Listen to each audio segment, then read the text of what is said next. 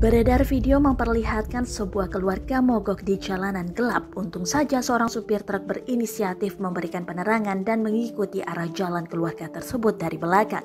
Momen itu terekam kamera si sopir truk dan diunggah akun Instagram @romansa supir truk pada Senin 14 Februari 2022.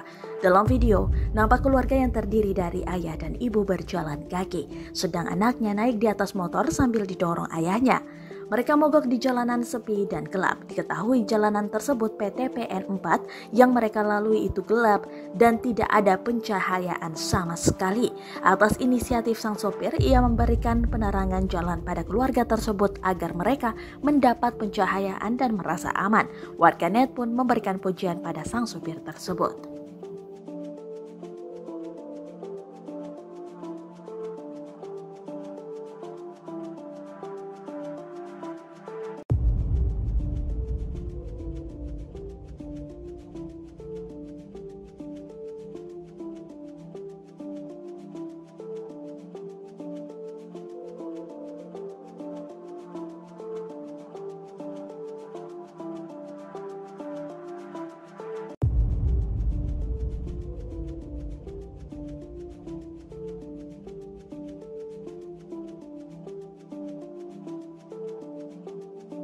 Terima kasih sudah nonton.